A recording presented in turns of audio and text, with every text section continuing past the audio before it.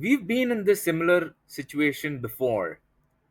All the AI products that we launch, post launch, users start providing feedback about edge cases, unexpected behaviors, and ways the system could be improved.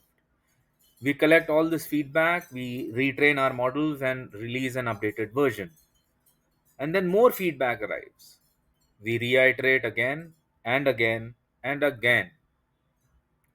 Welcome to the Infinite Feedback Loop Prison, the fourth episode in our Agony of Eros series about AI product management. Unlike traditional software, which reaches a state of relative completion, AI systems can theoretically improve forever. This creates a unique form of product management agony where the promise of infinite improvement becomes the enemy of shipping and innovation. Let me explain this phenomenon through some examples. Midjourney, the AI image generation platform, perfectly illustrates this pattern.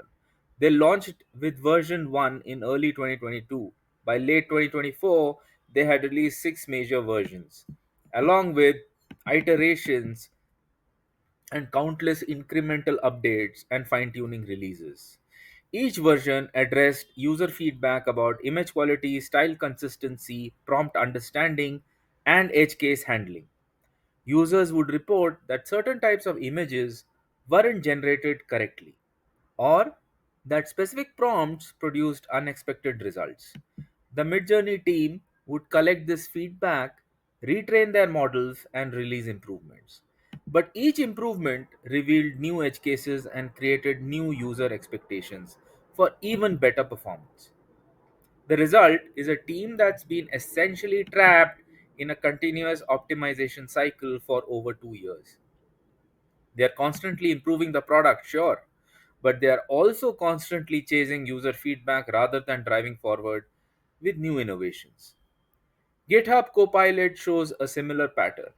The system learns from how developers accept or reject its code suggestions. When a developer connects Copilot's output that becomes training data for future improvements, this creates an endless stream of optimization opportunities. Every user interaction provides potential feedback for making the AI better. The temptation to continuously retrain and improve becomes overwhelming at times. OpenAI faces this challenge with ChatGPT. They use reinforcement learning from human feedback, which means every conversation potentially provides data for improvement. Users constantly report issues with reasoning, factual accuracy, or response quality. Each piece of feedback represents an opportunity to make the model better, sure, but addressing all of this feedback requires significant computational resources and development time that could be spent on other things. This is where the Eros problem becomes a prison. Teams fall in love with AI's ability to learn and improve from user feedback. The possibility of creating a perfect system becomes intoxicating. Unlike traditional software bugs, which have clear fixes, AI improvement is a continuous gradient. There's always another data set to incorporate, another edge case to handle, another user complaint to address. The psychological trap is that AI teams never feel like their product is done. With traditional software, you can reach a point where the core functionality works reliably and you can move on to new features or products. With AI systems, there's always the nagging feeling that just a little bit more training, just a few more optimizations would make the product significantly better. The promise of improvement is always dangling just out of reach. I have observed this pattern in many product teams. They get stuck in what I call optimization paralysis.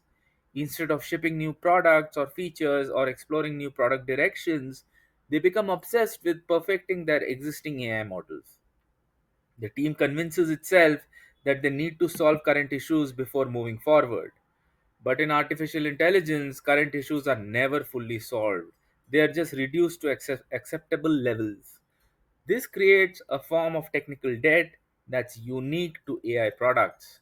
Unlike traditional technical debt, which accumulates from shortcuts and quick fixes, AI optimization debt accumulates from the pursuit of perfection.